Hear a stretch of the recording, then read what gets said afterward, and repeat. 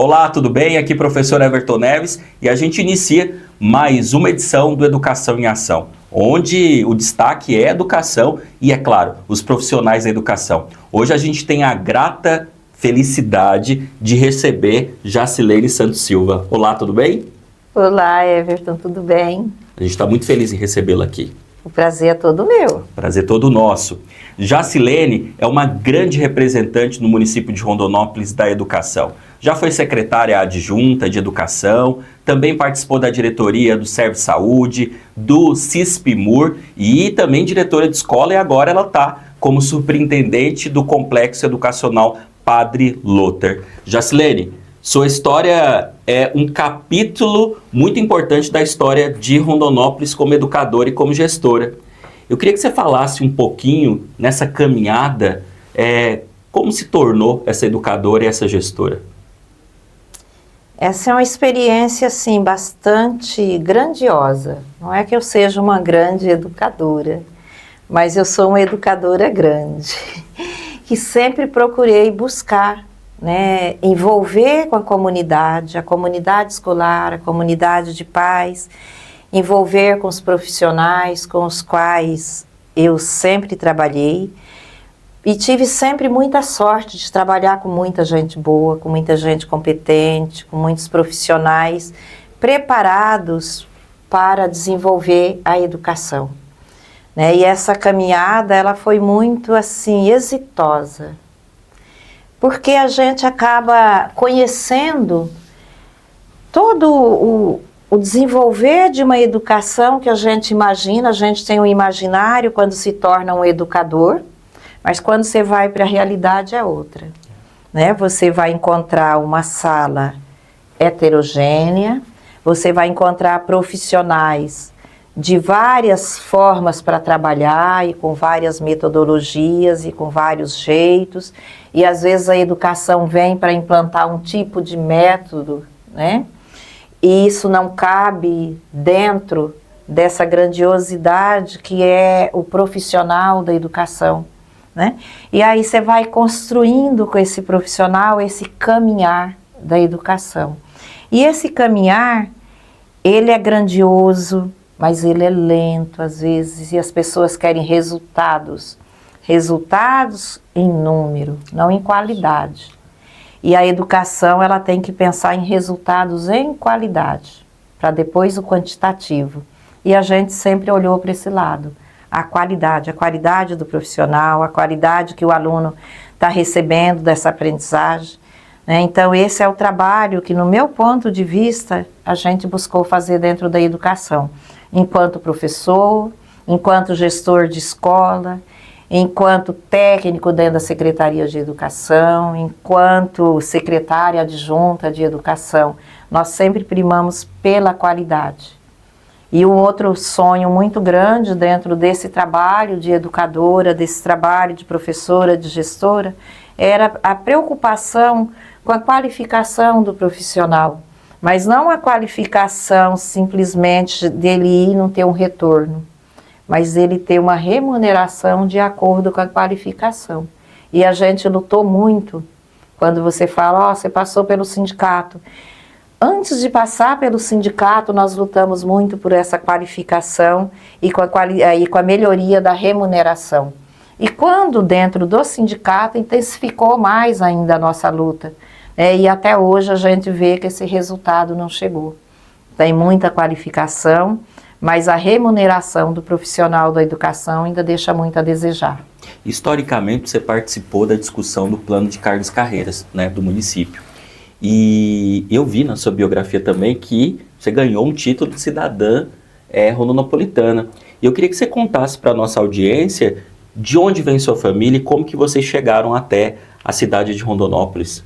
Então, eu fui homenageada pela Câmara de Vereadores através do vereador subtenente Ignâncio, a quem sou grata, mas eu venho de uma cidade pequena do interior de São Paulo, chamada Itaporanga, E ao longo desses anos ela até teve uma regressão na sua população, que em 2010 era uma população de 14.456 habitantes, hoje é 14.005. E ela fica perto da capital? E fica 4 horas da capital, horas, 356 quilômetros da capital. Uma cidadezinha pequena, bonita, para a qualidade de vida. Então a gente observa que uma cidade pequena, onde os jovens acabam indo embora para a capital e fica uma cidade de aposentados. Por isso que houve essa regressão, né? Porque eu sempre procurei entender essa minha cidade, onde eu nasci. Porque eu nasci lá. Eu vim para Rondonópolis, eu tenho 60 anos de idade. 60? Né? 60. Olha. Então tem 59 anos, eu cheguei aqui com 1 ano de idade. A cidade estava, como diz os meus pais, estava no fervor do início. Eu sempre fico curioso quando as pessoas falam assim, ó, viemos para Rondonópolis, mas o que aconteceu que escolheram vir do interior do estado de São Paulo para Rondonópolis? O meu pai era produtor rural, né, lavrador. Então, Rondonópolis, na região ali de São Paulo, no interior de Araçatuba, aquela região, falava-se muito de Rondonópolis, uma cidade promissora, uma cidade com terra boa, uma cidade... Era cidade na época, né, que dizia, mas na época mesmo não era aquela cidade que quem sai de São Paulo chega aqui e imagina que seja, né? Uma cidade de paralelepípedo, terras vermelhas, né, sem ter ponte. Nós somos um dos primeiros moradores do outro lado ali da Vila Aurora, não tinha ponte, não tinha nada, né? Mas o meu pai era produtor de arroz, de feijão e milho na região ali do Beruaba, onde a gente chegou e assentou, morou ali primeiro. Então ele era produtor rural e tudo que ele produzia vendia para o Beda aqui em Rondonópolis, né? Era vendida aqui e daqui saía para São Paulo, ficava ali no armazém cearense a sobra da produção para no outro ano plantar. Então quando os nossos pais resolvem vir para Rondonópolis, vem em busca de qualidade de vida, mas de crescer na agricultura, né? De crescer como produtor do arroz, do feijão, do milho, não é o agro de hoje, né, que você fala agropecuária, né, do grande produtor, que aí já vem os sulistas para cá na década de 70 e faz essa modificação. Mas o meu pai é da década de 60, onde Rondonópolis produzia arroz, feijão, milho e algodão. Essa era a produção. E veja só, quem está nos assistindo... isso a gente está falando da década de 50 para 60, em que Rondonópolis, no interior de São Paulo, eixo sudeste, era destaque, porque ouvia-se falar do possível desenvolvimento e progresso daqui. Tem uma passagem sua que eu acho muito legal da gente contar, que é a passagem sua na escola Gisélio da Nóbrega, né? Uma escola que fica ali no bairro Vila Mamed. E depois dessa passagem, você foi representar o estado de Mato Grosso em Brasília, né? Conta essa história pra gente. Isso. Eu fiquei diretora da escola Gisélio da Nóbrega por 6 anos, né? Fiquei de 93 a 98. Fiquei 6 anos diretora. E a gente tinha um trabalho ali dentro muito comunitário, muito coletivo. Eu sou muito grata à escola Gisélio da Nóbrega e à comunidade da Vila Mamed, né? Porque eu cheguei ali, eu fui acolhida por uma comunidade simples, uma comunidade carente, mas uma comunidade de pessoas com vontade de crescer. Eu tenho alunos ali da Mamed que hoje são doutores PhD. Que legal, doutores, bacana. 3 doutores. Eu tenho alunos que saíram da Mamed, que são gerentes de Banco do Brasil.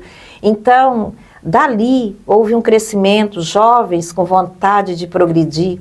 Então, uma comunidade que me ajudou a transformar uma realidade de uma escola carente, de uma escola coletiva, de uma escola aberta para a comunidade aberta para essa escola. E ali, naquele desenvolvimento desse trabalho, nós tivemos uma professora que veio de Washington e foi numa reunião nossa de pais. E ela ficou muito encantada de ver uma escola, numa reunião de pais, um pátio lotado de pais, ouvindo a diretora, ouvindo os professores. Ela veio e fez a tese de doutorado dela dentro da nossa escola. Através disso, nós recebemos uma premiação da Unicef, né, pelo envolvimento da escola com a comunidade. Foi a primeira escola a ter um laboratório de informática, devido ao programa de desenvolvimento da escola também realizado lá, e a gente teve um êxito muito grande, Bacana, muito bom. pela parceria dos professores, pelo envolvimento de toda a comunidade escolar. A primeira escola a receber uma TV e uma antena parabólica, que na década de 80 era uma novidade muito grande. E devido a esse trabalho desenvolvido, eu fui convidada pelo FNDE, né, na época pela Alvana, para trabalhar em Brasília, levando essa história de Rondonópolis, né, da comunidade, como a comunidade faz a diferença quando a escola é aberta para ela e ela também abre para estar dentro dessa escola. Mais uma vez, Rondonópolis sendo um destaque nacional, sendo representado. E aí, por você. assim, eu viajei por todo o Brasil. Eu conheço todas as capitais brasileiras, onde eu virei formadora e eu levava essa experiência de Rondonópolis para os demais estados. E através disso, hoje tem o programa que é o PDDE, na época era o PDE, que virou PDDE, né, que é o Plano de Desenvolvimento da Escola. Né? E nós fazemos parte dessa história. Que bacana. Aí aqui de Rondonópolis foi a Renilda, foi eu, e depois a Maria Rita também foi convidada, já mais na frente. Maria Rita vai estar aqui conosco também. Isso. A professora Eliane, que passou depois a ser professora na Universidade Federal, no Departamento de Geografia. Então a gente tem assim, uma história, um trabalho que foi a comunidade que nos fez ser essa pessoa, ser essa profissional. Uma comunidade simples. Que bacana. Sua passagem no CISP-MUR, dessa pauta que defende os trabalhadores da educação. A gente já avançou muito, no entanto, a gente precisa avançar muito mais em qualificação e também na carreira, né? Na promoção. Nessa promoção. O que eu defendo é que os educadores da educação básica ganhem o maior salário do funcionalismo público. Talvez seja utópico assim dizer, mas é a profissão que forma todas as outras e assim a gente conseguiria agregar muito mais respeitabilidade para a nossa categoria. Mas o que você acha nesse momento, a nível tanto do nosso país Brasil, como estado, como município, de como a educação deve ser tratada enquanto política pública efetiva para que a gente não tenha o apagão de professores que todas as pesquisas apontam? A gente vê que todo governo, seja ele em nível federal, estadual ou municipal, eles colocam a educação e a saúde sempre como seu carro-chefe, né? Mas os professores não são valorizados dentro desta política. Essa é uma luta que a gente vem desde a discussão do PCCV. Hoje nós temos um dos piores planos de carreira do nosso estado em termos de valorização do professor. E a luta nossa no sindicato era a mudança desse plano de carreira. Corrigir uma qualificação que amarra a progressão do professor, que já ganha ruim, né? Sim. E isso ainda não aconteceu. A nossa expectativa é que o nosso prefeito, Cláudio, consiga fazer essa mudança, porque a gente passou 8 anos tentando com a gestão anterior e nós não conseguimos. Então, a nossa expectativa é que essa mudança ocorra e que o salário do professor seja um salário melhor, né? E que dentro da progressão da carreira ele tenha de fato a vontade de continuar um educador, mas com a remuneração adequada, condizente, porque a educação é apaixonante. Eu sou apaixonada pela educação. Durante todo o período que eu estive lá, eu dei o meu melhor e eu vejo que a maioria dos professores são apaixonados pela educação. Senão não continuaria com o salário que recebem. Com certeza. Né? Mas a paixão pela educação. Só que a gente sabe que quem tem família, paixão é o suficiente. Não coloca o pão na mesa. Não, você precisa de progressão na carreira e de salário digno. E isso a gente espera que aconteça na nossa rede municipal. Com certeza. E todas as pesquisas, seja da Fundação Carlos Chagas ou de pesquisas internacionais, vão na mesma direção, né? Do possível apagão de profissionais da educação. E uma grande variação que se tem na pesquisa é sobre a questão salarial e como essa geração não incentiva que seus parentes, amigos, filhos sejam educadores.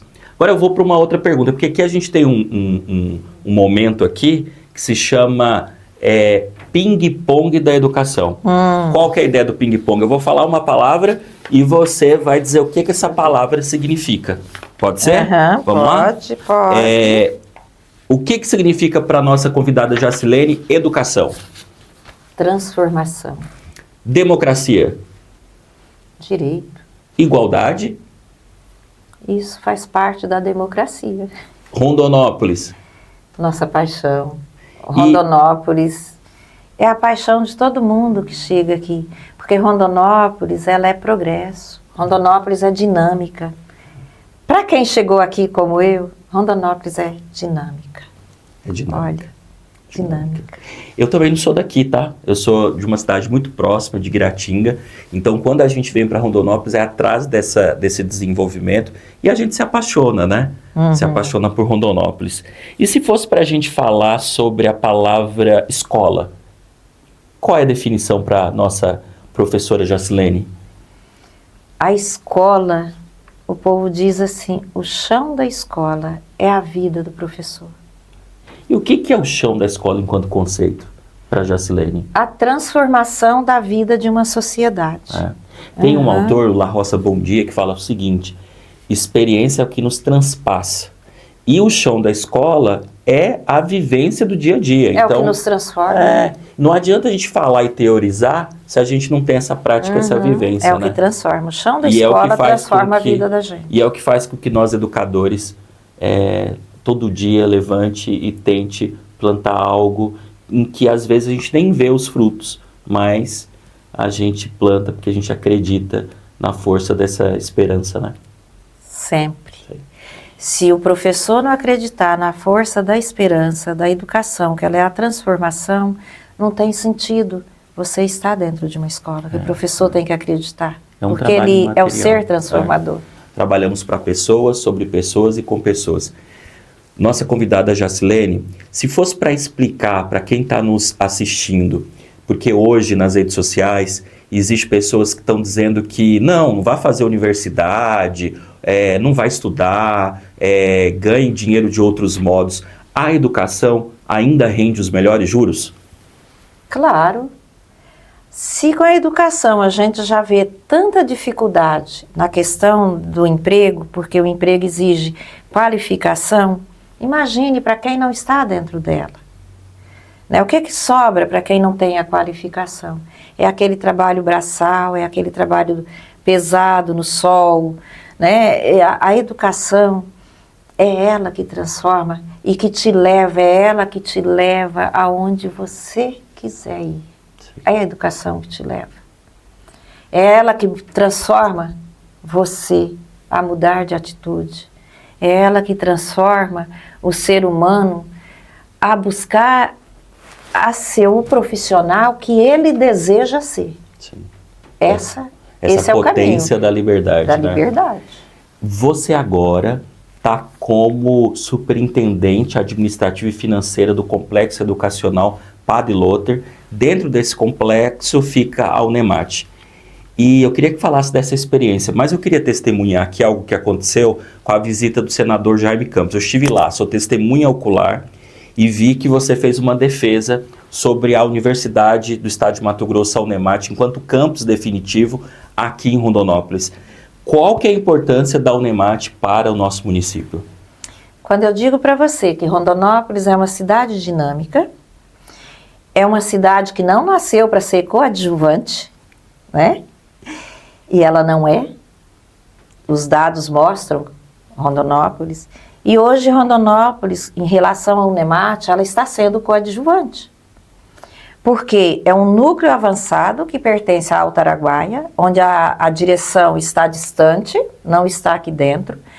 Então essa direção não conhece de fato a realidade, a dinâmica de nossa cidade, o crescimento industrial, o crescimento tecnológico, as necessidades de Rondonópolis para os jovens que aqui moram.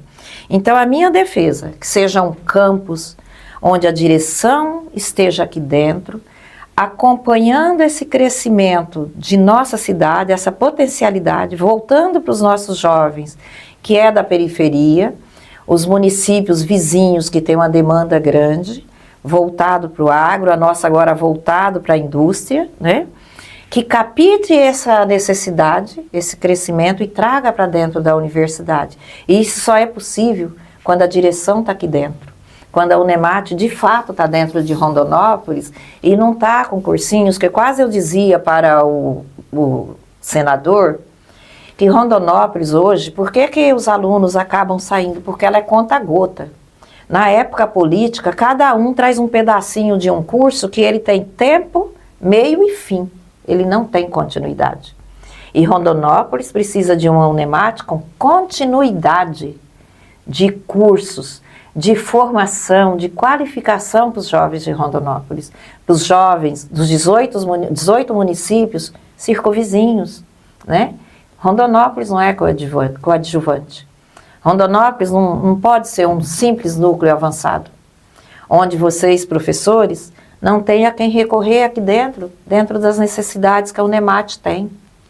Então, eu defendo, enquanto gestora hoje daquele núcleo,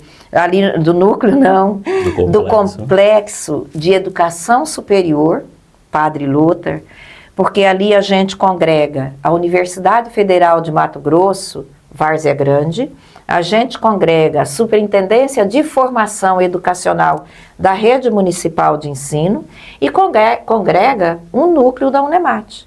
Se ali fosse um campus da Unemat, nós seríamos parceiro indo participar dentro da Unemat, não a Unemat dentro do nosso núcleo, né, dentro do nosso complexo, entendeu? É. E Jacilene, para quem está do outro lado, é importante entender a força de Rondonópolis, tanto como segunda economia do estado, mas, sobretudo, os dados do IBGE revelam o seguinte: Rondonópolis é a segunda capital regional, né? A gente tem aqui Cuiabá como a primeira e a segunda é Rondonópolis pela gama de serviços, de economia e todos os municípios que congregam junto com Rondonópolis. A gente está indo para o final e aqui a gente não tem aplauso e nem um simples agradecimento, a gente tem um brinde. E aí eu queria fazer um brinde com você. Aqui é água, tá, pessoal? Água, que é um brinde para educação, um brinde para os profissionais da educação e, é claro, um brinde para a nossa convidada, que a gente agradece muito. Um brinde à nossa vida, um brinde aos educadores. Um brinde à educação, de fato. Um brinde aos educadores, a esses professores, heróis da educação básica, da educação infantil, que inicia ali, olha, ali que começa o degrauzinho. Então, um brinde a esses heróis. É isso aí. Então, a gente termina mais aqui uma edição do Educação em Ação. Acesse as nossas redes sociais, deixe o seu comentário, compartilhe. Até a próxima!